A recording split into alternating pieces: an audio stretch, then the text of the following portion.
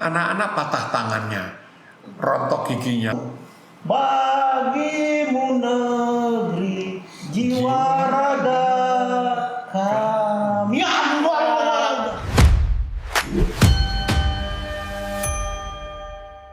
Hai teman-teman Kiki, selamat datang di podcast Target Kiki, podcast yang akan memberikan informasi seputar isu politik, reformasi hukum. Selain itu, Target Kiki akan mengulik intrik elit, konspirasi kekuasaan, dan isu-isu terpanas saat ini bersama saya Auni, saya Cleo pada episode perdana Target Kiki.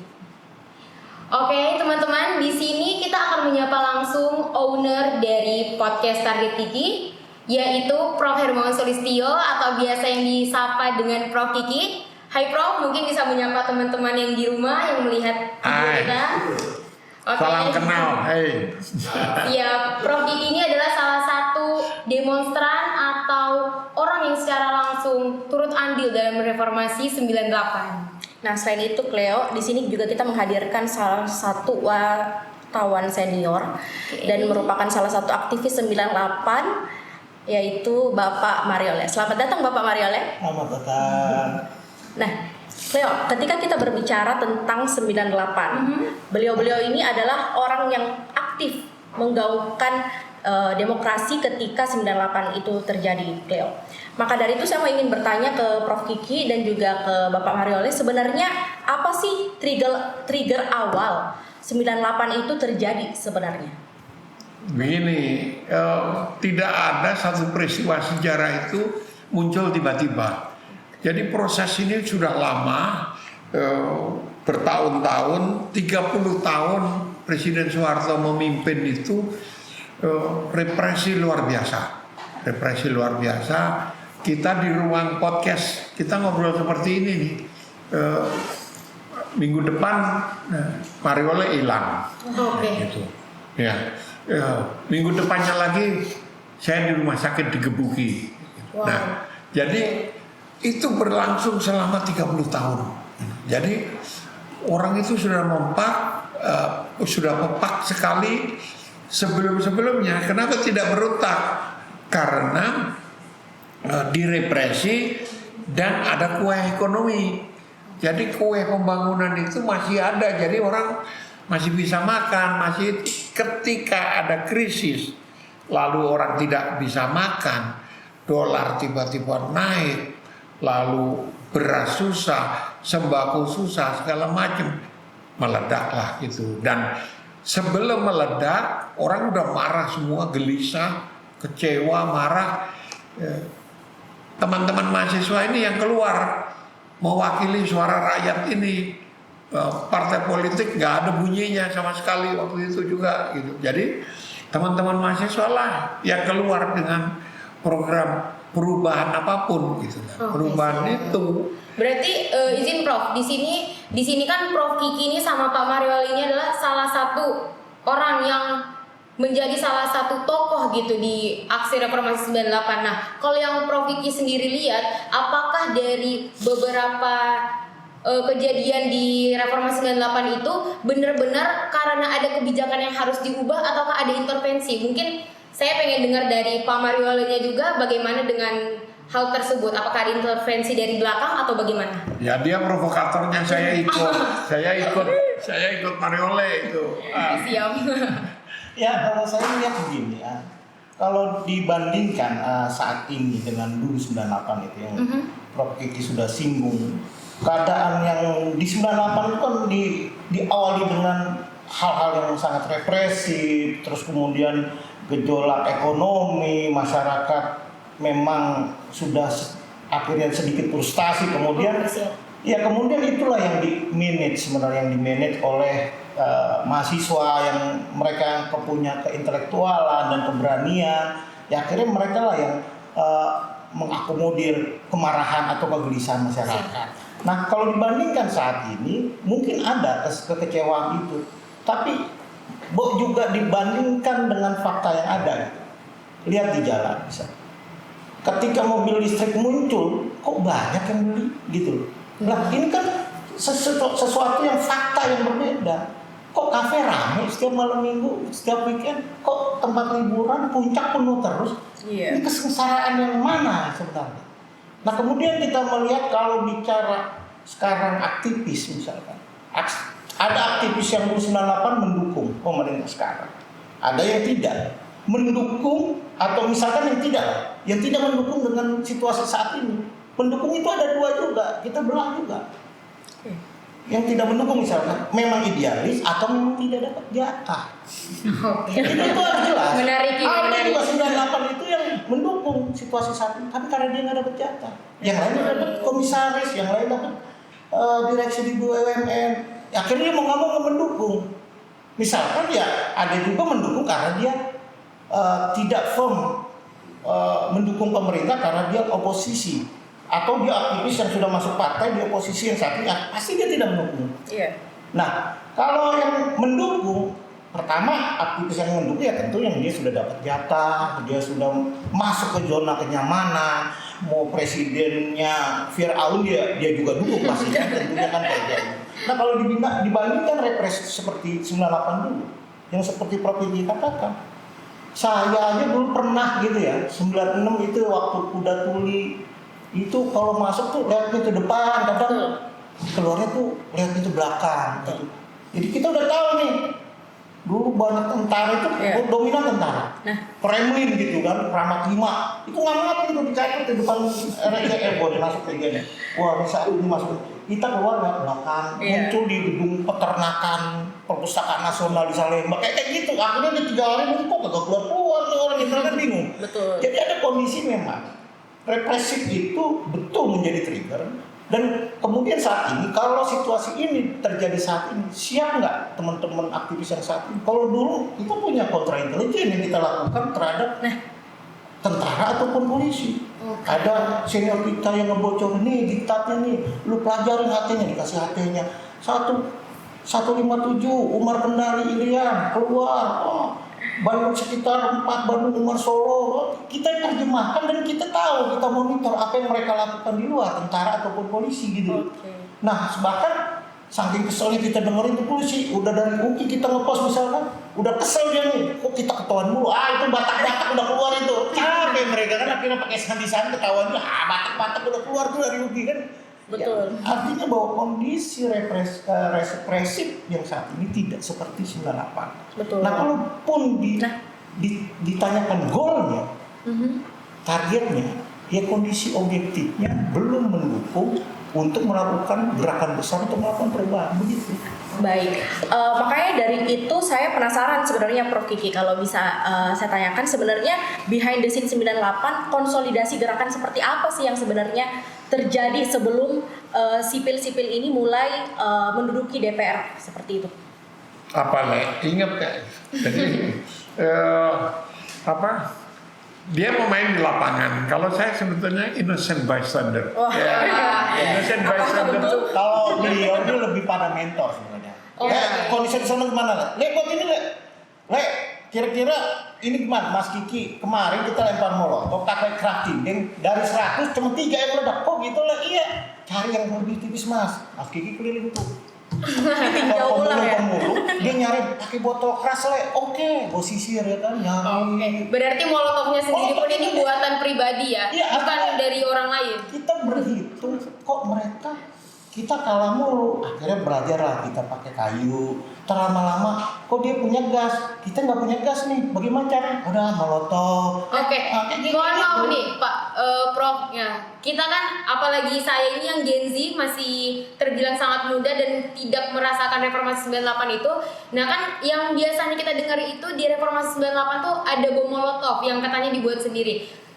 Boleh nggak kasih tipsnya nih gimana cara buat bom molotovnya, apa harus jadi referensi untuk kita ke jadi begini, nanti ditiru lagi kan? Sepertinya seru.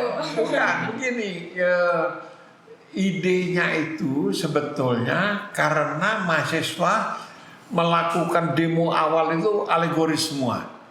Alegoris itu artinya kayak demo-demo di Korea Selatan itu loh, tanpa kekerasan ini. Setiap kali ada demo pulang anak-anak patah tangannya, rontok giginya karena dipukuli pakai pakai senjata. Nah, dia nih Mariole nih tulang rusuknya patah 2 nih. Wow. Patah 2. Benar-benar Sampai sekarang masih ada patahannya nih.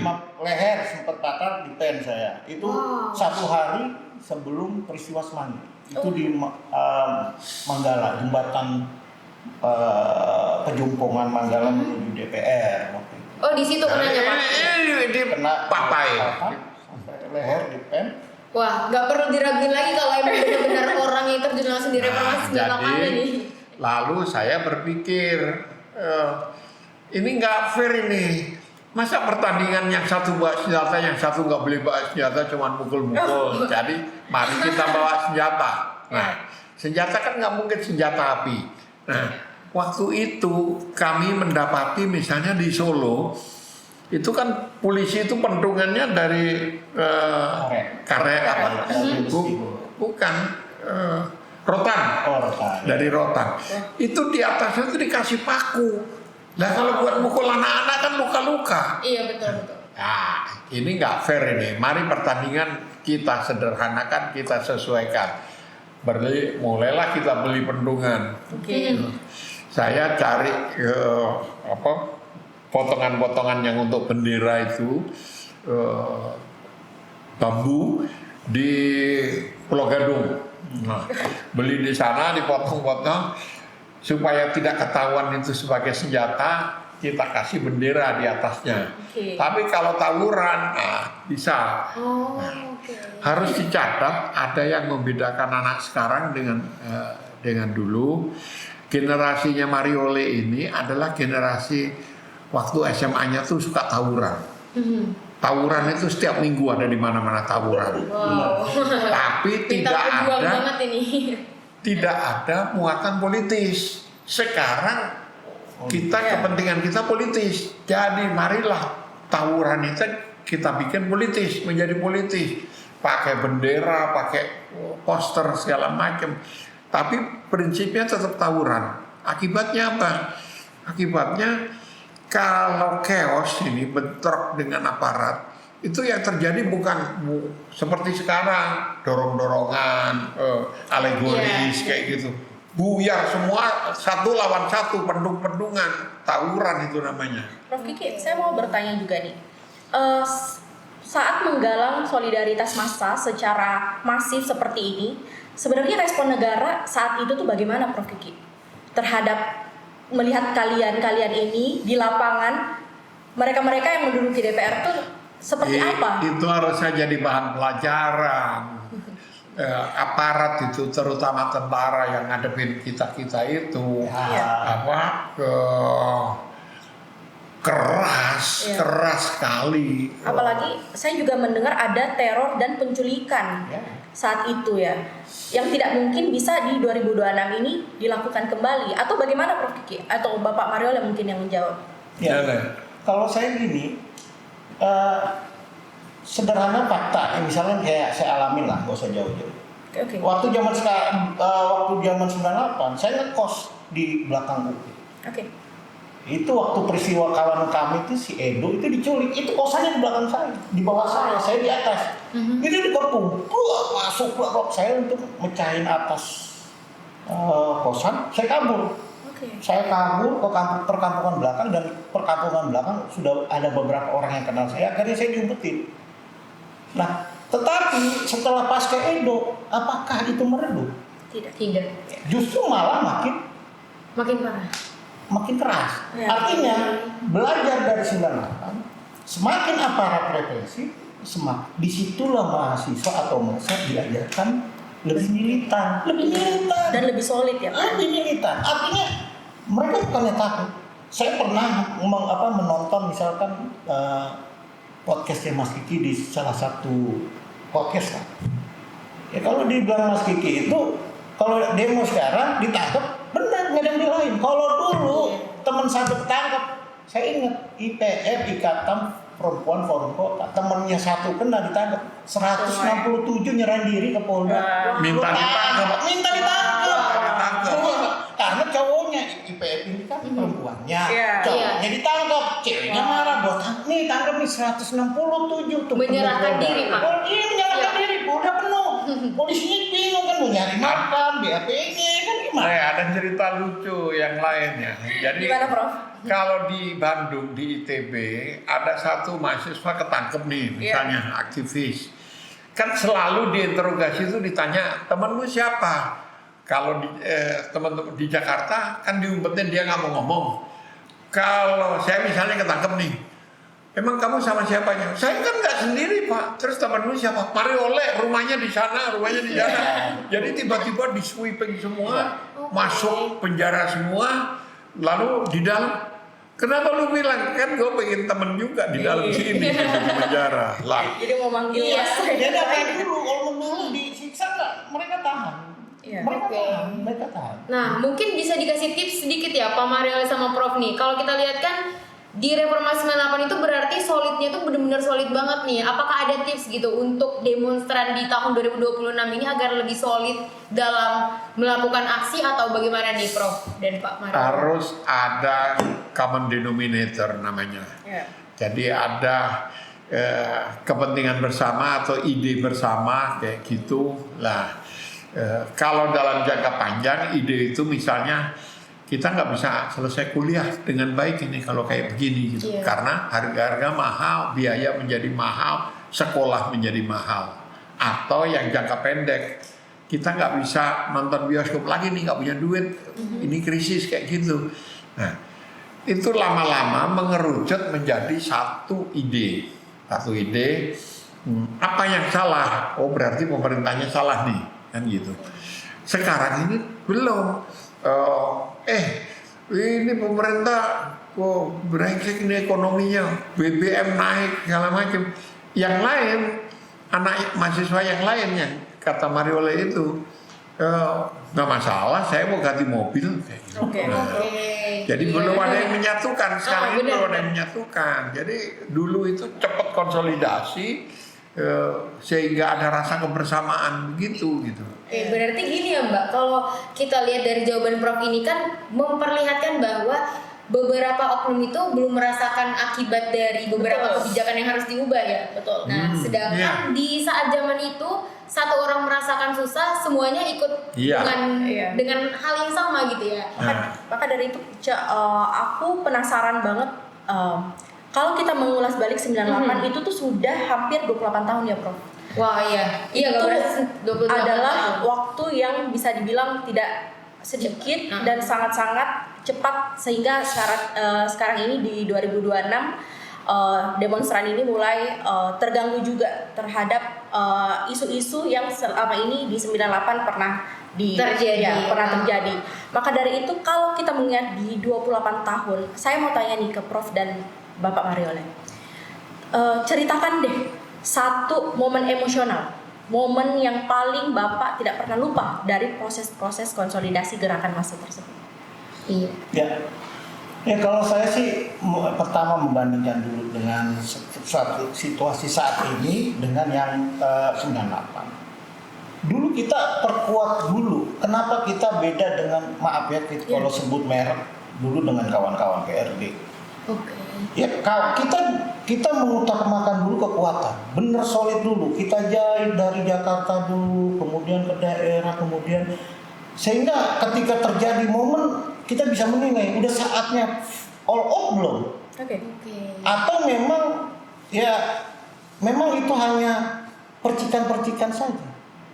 Nah kebetulan kawan sana sudah ngibarin bendera. Wah merasa ini sudah momentumnya untuk melakukan perubahan, melakukan revolusi atau apalah. Tapi ketika kita lihat situasi objektifnya, kalau bicara revolusi kan jelas. Betul. Pertama ada kondisi objektif yang revolusioner. Kedua ada alat atau media atau organisasi yang revolusioner. Artinya organisasi revolusioner ini benar-benar sudah dijahit secara matang. Jangan sehingga nanti ketika terjadi itu bukan aksi massa yang tidak terarah dan tidak terkontrol, yang dinamakan amok massa. Rusuh aja dan 2-3 hari selesai. Ya itu yang namanya amok massa. Tetapi kalau terorganize, dulu kita diajarin ya, maaf ya kayak Mas Kiki senior saya, ngajarin latihan kecil dulu. Oke, kita main Luki, panggung bakar. tadi Salema main dulu, tanggung di Aba-abi main dulu, bangun blokir, ketangkep 2, ketangkep 3. Main itu istilah gebuk-gebukan. Latihan dulu Tawuran ya, Pak? Artinya ketika perang itu tidak melulu dengan kapal induk. Tapi buat dulu perang kecil dengan skoci dulu latihan. Sehingga ketika memang nanti momentumnya sudah pas dan di jaringan daerah itu sudah kuat. Bisa langsung kapal induknya jalan ketika di Jakarta meledak, Medan meledak, Makassar meledak, Surabaya dang. Bisa apa pemerintah? Bisa apa aparat? Kalau kita buat latihan banyak di satu kecamatan ada satu kampus, ada 3-4 kampus, latihan aja mabuk tuh polsek mabuk tuh. Jumlahnya nggak cukup. Aparat itu dibandingkan mahasiswa, apalagi ditambah masa umum, dia nggak cukup. Nah, artinya ini memberikan pembelajaran, bukan yang ngajarin, tapi memberikan pembelajaran bahwa teman-teman perhatikan dulu mahasiswa sudah siapkah. Jadi dalam organisasi ada organisasi berorganisasinya, organisasi bagaimana berorganisasi. Jadi tahapan-tahapan, kalau saya dulu ada senior sini ada Mas Roni, dia tahu saya urusannya bakor. Bagian paling depan bawa bambu, latihannya dulu nih, ya kan. Kalau bambu pecah 2-3 kali pukul pakai apa ya? Betul. Kita pernah di bawah jembatan Senayan itu 2 jam nggak berhenti. Bambu. Artinya kita dilatih bagaimana untuk berhadapan dengan orang yang punya standar tertentu. Jadi dulu kan itu yang instrumen kekerasan yang rendah lah. Kalau Pak Pendungan segala macam. Yang tinggi itu Molotov. Molotov itu diambil dari nama orang Rusia yang menemukan jenis bom itu yang sebetulnya bukan bom itu. Itu mercon lah. Oh, mercon. Ya, botol diisi bensin, dikasih kain, jadi seperti sumbu. Nanti kalau nyala sumbunya, dia meledak. Wah, ini menarik nih, bisa jadi salah satu tips nih buat temen-temen yang mungkin bakal buat molotov ya, tapi kan di zaman sekarang mungkin udah nggak relate ya kalau untuk. Nah, kenapa? Molotov ini kan nggak punya mata, jadi dia bisa kena siapa saja. Tapi Prof Kiki, saya mau tanya, dulu kan belum ada medsos. Lalu bagaimana kalian ini mengkonsolidasi? Ada untungnya, ada ruginya. Oh, apa tuh, Prof? Kalau nggak ada medsos dulu, ruginya adalah kita nggak bisa konsolidasi dengan cepat dengan ini, koordinasi kayak gitu. Tapi untungnya nggak ketahuan, sama-sama nggak tahu nih, aparatnya juga nggak tahu. Berarti konsolidasinya secara gelap ya? Iya. Mode senyap. Mode senyap ya? Ya justru yang dulu lebih akurasi. Tidak mudah medsos, tidak mudah bocor. Tapi bisa ya dari kota tuh mengkonsolidasikan semuanya pergerakan itu dengan orang-orang daerah dalam satu suara. Saya ke beberapa kampus. Ya dulu mungkin saya cuma punya motor GL Pro tahun 94. Itu saya ngerasain naik motor itu keliling Jawa. Masuk ke kampus-kampus.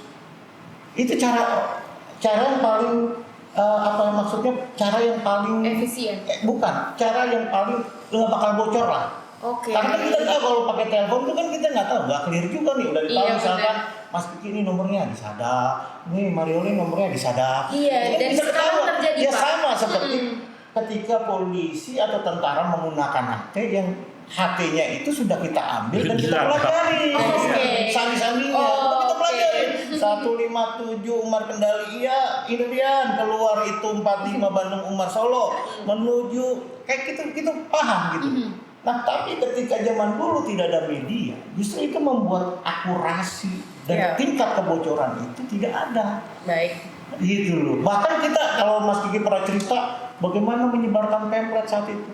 Saya pernah disuruh senior saya dari UPI, kita lu cetak nih selebaran nih di IAIN dari Cawang, kita tuh nyamar jalan bawa keranjang, lompat dari posko ke perkampungan belakang, kita jalan kaki pakai peci, pakai sabun, bawa keranjang. Prepare banget ya kalau kita lihat. Iya, buat jalan, buat bawain selebaran doang.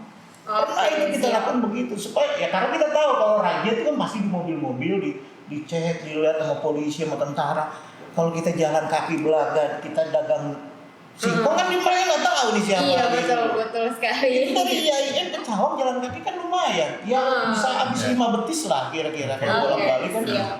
Baik Prof, di sini kan tadi kita belum kupas nih secara dalam, teman-teman juga mungkin belum tahu bagaimana sih terjadinya penculikan itu di tahun 98. Apakah mereka yang diculik itu benar-benar diculik, dihilangkan ataukah nanti dikembalikan tapi dalam kurun waktu yang begitu lama atau bagaimana? Mungkin Prof bisa bantu menjelaskan kepada kami. Jadi gini, penculikan itu karena ada suara-suara vokal, ya. Tapi tidak semuanya suara vokal. Karena kita nggak kenal nih, aktivis tiba-tiba diculik, hilang. Padahal kita nggak tahu. Kalau sesama aktivis kan kita tahu. Saya ke Mariole itu dia tahu tulang rusuknya digebuki aparat patah 2 gitu ya. Dia tahu bahwa saya pengamat yang netral, baik hati, lemah lembut gitu kan. Ya. Jadi kita saling tahu lah. Tiba-tiba ada yang hilang, kita nggak tahu siapa. Nah, Kalau Prof sendiri, apakah menjadi korban dari penculikan atau hampir? saya nggak mungkin. Di balik layar. Saya target terbuka satu. Saya baru pulang dari Amerika dan saya nyanyi. Saya nanya ke bosnya aparat lah. Apa yang membuat seseorang diculik atau seseorang dihajar sampai mati? Orang seperti saya mungkin enggak. Dia bilang enggak. Kenapa? Satu, kamu target terbuka. Jadi kalau saya diculik mati, itu heboh, pasti commotion, heboh. Yang kedua, kamu punya network. Jadi jelek-jelek ini ke Londo Ireng.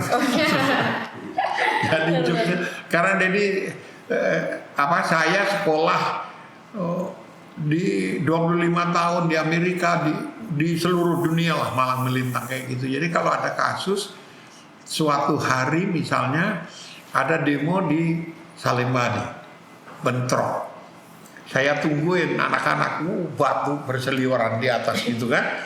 Nah, terus saya anggap sudah cukup matang anak-anak untuk bertarung, mungkin luka-luka, ya udah tinggal aja lah.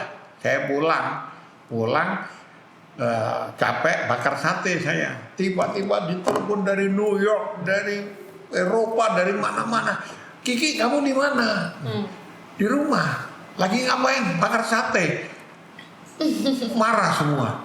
Kenapa? Informasi yang mereka terima, saya ditangkap oleh aparat dan dibawa ke Polres Jakarta Pusat. Saya nyesel kenapa nggak ikut aja ke Jakarta Pusat biar heboh gitu.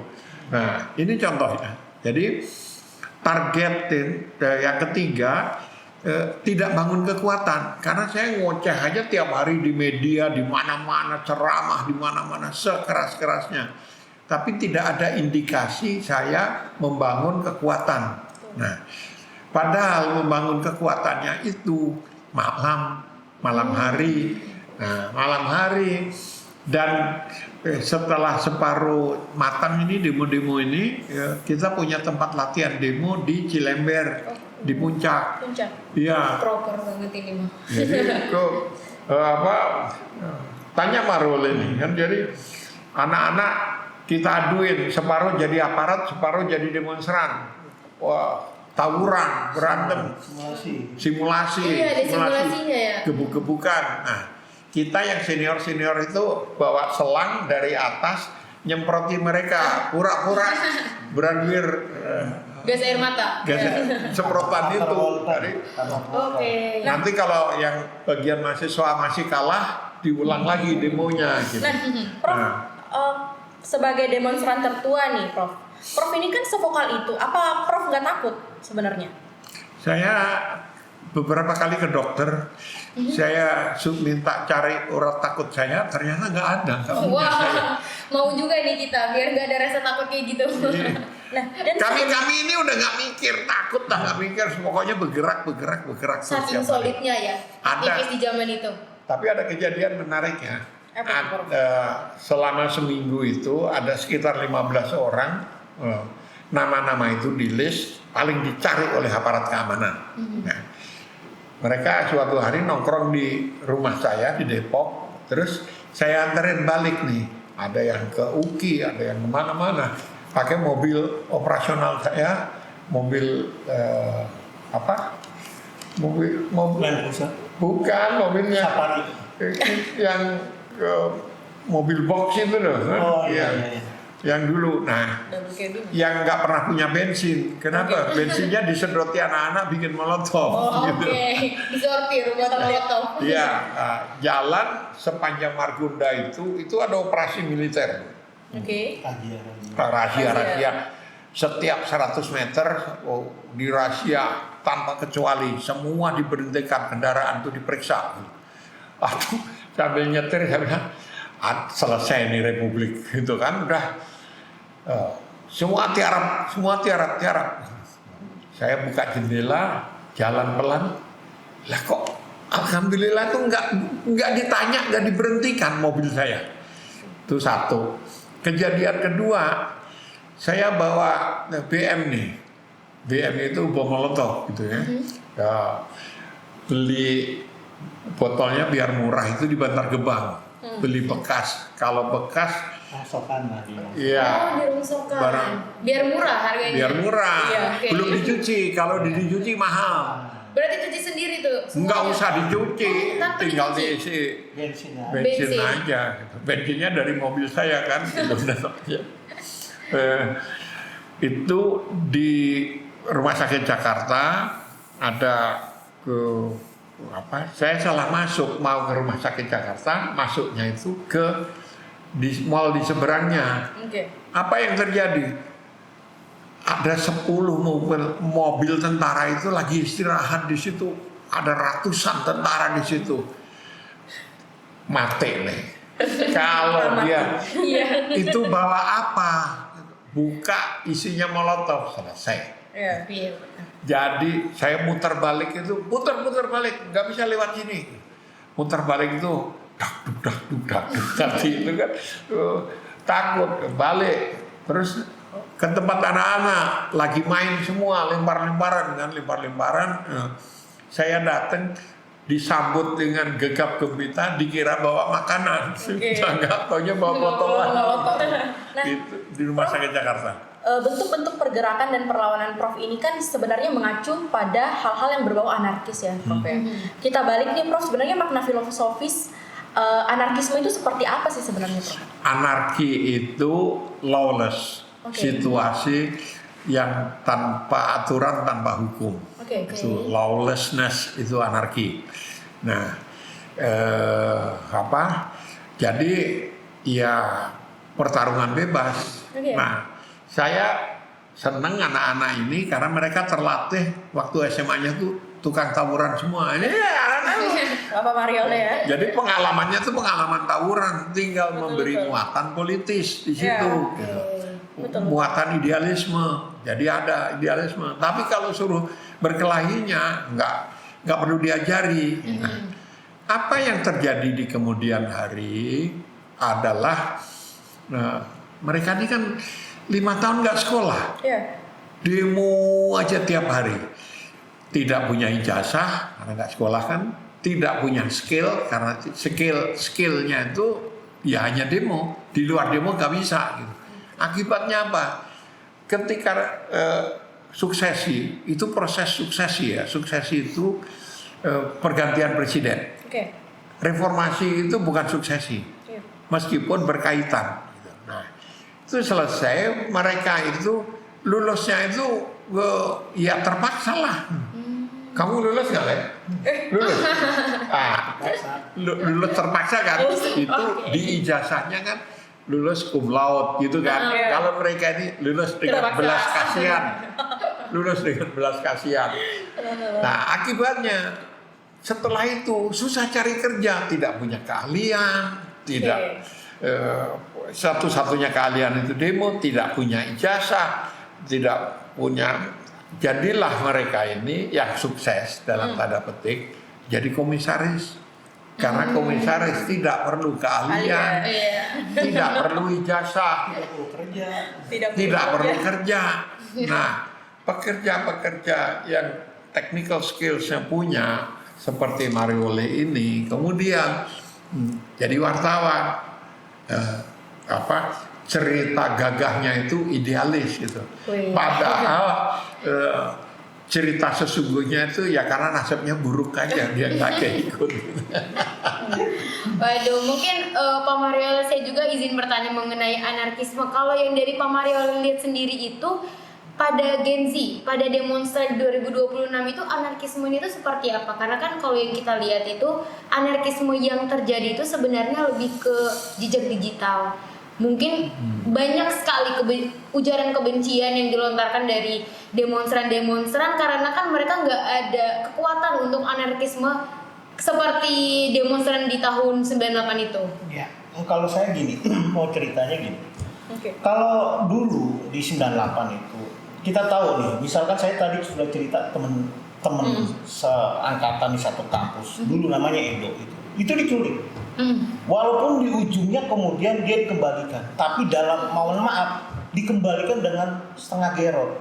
Udah nggak jelas gitu. Artinya kan pilihannya dua. Kalau orang diculik dia balik, berarti dia sudah digalang. Iya. Atau dikooptasi ya sama gitu. Saya buka aja misalkan kayak aktivis dulu tuh kayak Budiman siapa, Desmond Almarhum, semua tuh digalang yang kemudian akhirnya dia ngikut tentara, ngikut ikut ya artinya rejim lah. Iya. Wiranto dulu kan banyak banget.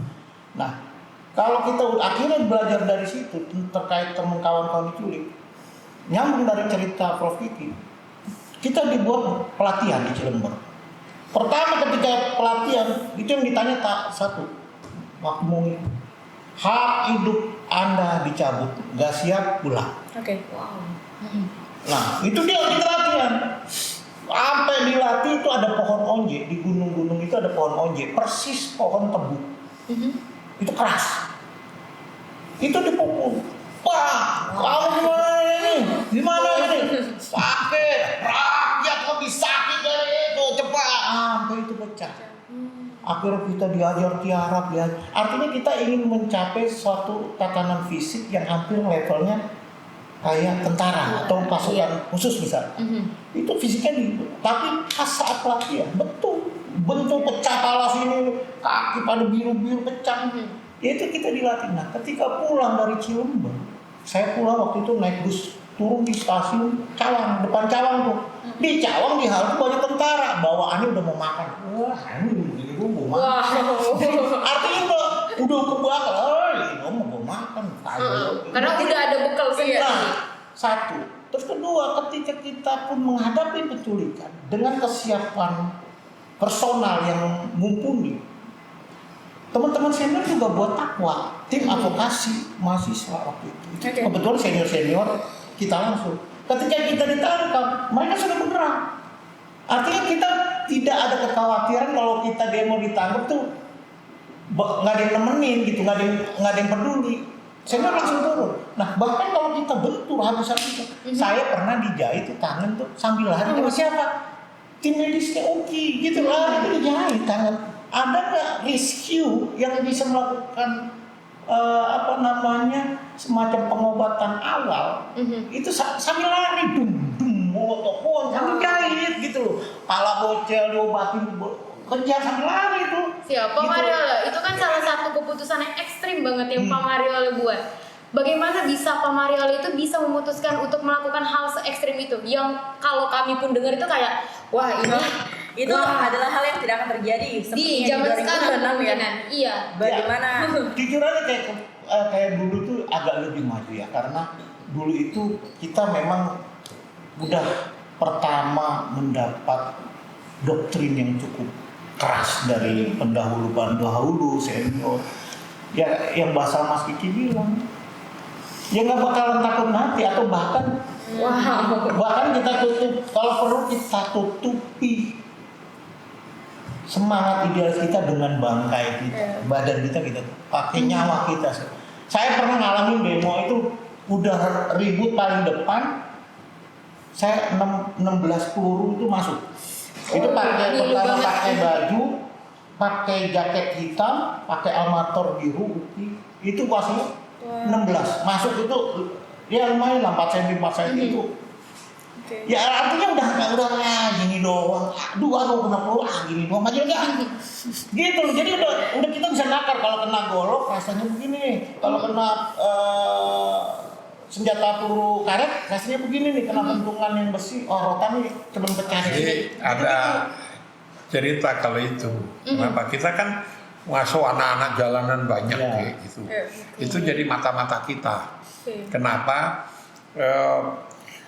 Magasin senjata itu ada kodenya. Kalau warna hijau itu peluru hampa, itu nggak ada, cuma dor suaranya. Kalau magasinnya dicat warna kuning, itu berarti pakai peluru karet. Kalau warna merah, itu peluru tajam, mati orang. Wow, ilmu baru nih kita dapat nih. Jadi kita intip nih, anak-anak biasanya teriak. Masih kuning, masih bla bla bla bla. Nah, ada satu cerita saya yang agak berbeda. Kalau tadi Mariole cerita bagaimana menghadapi ketakutan itu segala macam, saya berkali-kali mau ditangkap, mau diculik. Kenapa nggak jadi? Tentara, polisi, aparat itu ya bisa berlindung di balik sistem. Jadi yang saya incar adalah orang, bukan sistem. Saya mau ditangkap oleh seorang kolonel, saya bilang, saya lawan tentara, saya pasti kalah Pak. Tapi saya kalau lawan kolonel, siapa kamu namanya? Bambang. Mari kita taruhan, siapa yang menang? Saya pasti menang. Kita lihat sebulan lagi Anda masih jadi tentara enggak? Betul. Dan itu takut kalau disekutuin mereka. Baik Prof Kiki, jadi begini. Selama lebih dari 2 dekade reformasi ini berjalan, Indonesia yang saat ini kita nikmati, apakah ini benar-benar sudah titik akhir perjuangan 98? Apakah tuntutan reformasi saat itu sudah kita tuntaskan di tahun ini? Apakah tercapai cita-cita perjuangan di 98 itu? Nah gini, perjuangan 98 itu agenda reformasi yang pertama itu memisahkan Polri dari TNI. Harus dicatat, bukan KKN. KKN itu muncul belakangan. Ide itu, saya yang ngetik rumusannya. Jadi duifungsi, hentikan duifungsi, kembali tentara ke barat. Nah, itu belum sepenuhnya terjadi sampai hari ini.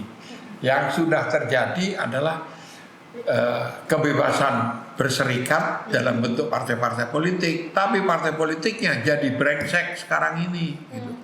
Yang kedua, kebebasan bersuara. Kalau tidak ada 98, jangan mimpi kita ini bisa podcast begini, reuni di Kodim atau reuni di kamar mayat. Gitu. Nah, agak suram juga ya dengarnya. Waduh. Nah, jadi ada yang sudah tercapai, ada yang belum tercapai. Nah, jadi reformasi itu akan berlangsung terus selamanya, termasuk reformasi di tubuh kepolisian. Itu sudah dilakukan banyak sekali, gitu loh. Tapi masih tetap tidak akan ada akhirnya.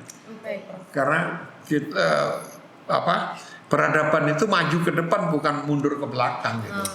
Lalu Prof, kalau yang kita lihat sekarang ini kan demonstrasi ini kemungkinan akan semakin memanas nih. Apalagi dengar desas-desus di tanggal 27 itu bahwa akan terjadi demo besar-besaran. Kalau yang Prof sendiri lihat, apakah akan terjadi reformasi jilid 2? Kalau yang disebut reformasi jilid 2 itu adalah kerusuhan, ya. Tapi tidak sekarang. Kapan? Kalau kita selalu bilang kapan? Ya, kita tunggu sampai semua kondisi objektif itu menyatu jadi satu. Kemarahan publik itu menyatu jadi satu kekuatan untuk ke sebuah reformasi yang baru gitu. Tapi kalau secara bercanda saya ditanya, saya ahli kerusuhan nih, ditanya kapan? Maumu kapan? Baik Pak Mariole. Sebelum kita menutup acara pada hari ini, saya ingin menanyakan satu hal kepada Bapak Mariole. Jika ada satu pesan yang bisa Bapak sampaikan ke generasi sekarang terkait peristiwa 98 yang perlu generasi Gen Z ini ingat, apa pesan itu Pak? Ya, kalau untuk kawan-kawan yang saat ini mahasiswa ya artinya berangkat dari pengalaman sebelumnya. Misalkan kalau sekarang ya udahlah, jangan juga misalkan hanya bisa kalau demo itu jangan hanya bisa ngumpat, marah nyaci maki itu bukan bagian dari orasi. Baik. Tapi bagaimana bisa ketika dia berorasi merubah kemauan massa menjadi tindakan massa.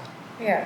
Artinya psikologi massanya mereka tahu. Seorang orator dia harus tahu psikologi massa itu seperti apa. Artinya ketika itu, kenapa itu penting? Ya juga jangan sampai ada kerusuhan. Iya. Kalau seorang orator atau seorang kolab memahami teknis-teknis yang benar, ya kerjanya dia nggak ngumpat.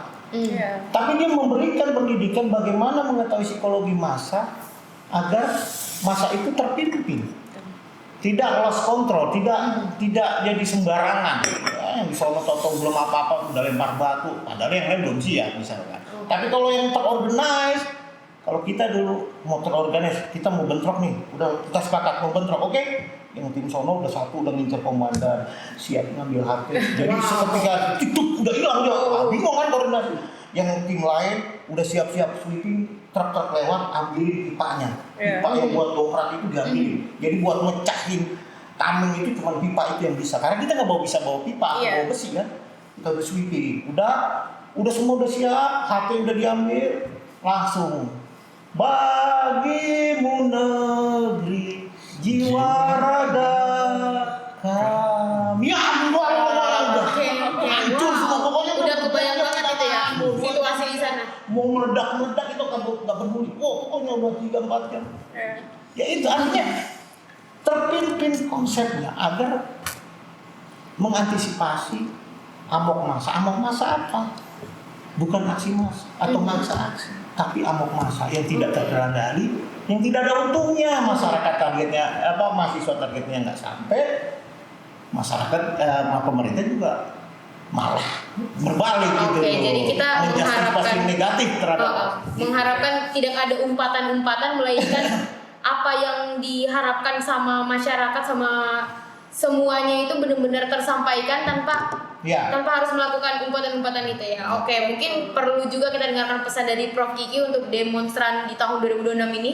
Begini, kerusuhan 98 itu pasca kerusuhan saya memimpin tim investigasi, termasuk memeriksa 15 jenderal. Nah, jadi apa yang saya dapati antara lain korban kerusuhan tetap aja rakyat, masyarakat, dan mahasiswa.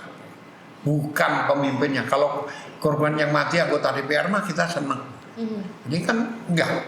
Jadi harus dihindari peristiwa-peristiwa yang mengarah ke kerusuhan. Ya. Dan sekarang ini agak repot karena dari sejak 98 sampai sekarang itu tidak ada demo yang murni lagi mahasiswa, selalu ada disusupi, selalu ada uang yang bermain di situ, gitu. Ya, by order, gitu. Nah, ya, ini teman-teman harus sadari ada yang berbeda, sangat berbeda dari 98 adalah peran sosial media nih. Dulu nggak ada sosial media, kan sekarang udah banyak. Jadi kalau mau mengumpat, mau marah-marah ya biarin aja di sosmed gitu. Itu bisa meredakan korban-korban yang dari rakyat biasa, yang dari masyarakat umum gitu. Ini harus disadari oleh mahasiswa. Tetapi kalau tingkat kekerasan secara terbatas, saya mah setuju-setuju aja. Kenapa? Ini generasi tawurannya Mariwale itu dulu saya selalu menulis dan bicara mengenai generasi dingdong. Yaitu apa tuh generasi dingdong? Mereka main game dingdong itu kan. Tiba-tiba sekarang harus turun ke jalan, harus gebuk-gebukan. Tapi generasinya generasi dingdong. Nah, sekarang kan bukan generasi dingdong, generasi game. Generasi game itu yang tidak berbahaya, tapi itu nggak eksotik. Kalau eksotik tonjok gitu kan. Nah, dan catatan terakhir saya, bentrok itu selalu di masa paling bawah, antara prajurit paling bawah ya dengan balok-balok. balok-balok itu ya, termasuk polisi yang tidak cukup punya uang keluarganya untuk menyekolahkan anaknya, apalagi ke luar negeri. Jadi ketika menghadapi mahasiswa dan mereka didoktrin mahasiswa ini musuh negara, makan pukuli gitu, balas pukul lagi gitu. Nah, ya menurunkan derajat kekerasan. Tapi kalau kekerasannya sendiri ya nggak apa-apa, kita latihan. Kalau cuman patah tulang rusuk kayak Mariole nggak apa-apa, saja kan patah lehernya gitu kan. Ya. Patah semangat. Baik, terima kasih kepada Bapak Mariole dan Prof Kiki. Pada kesempatan kali ini kita sudah berbincang-bincang banyak ya, Mendapatkan informasi yang di generasi sekarang kemungkinan besar sangat tidak kita ketahui, tapi setelah berdiskusi dengan Prof Kiki dan juga Pak Mariole ternyata kita dapat insight baru dan benar-benar membantu kita mendapatkan info-info itu. Nah, baik teman-teman, sebelum kami menutup episode kita pada kali ini, jangan lupa like, komen, dan subscribe YouTube kami, karena tentunya kami akan kembali dengan episode-episode yang menarik di episode yang selanjutnya di Target Kiki.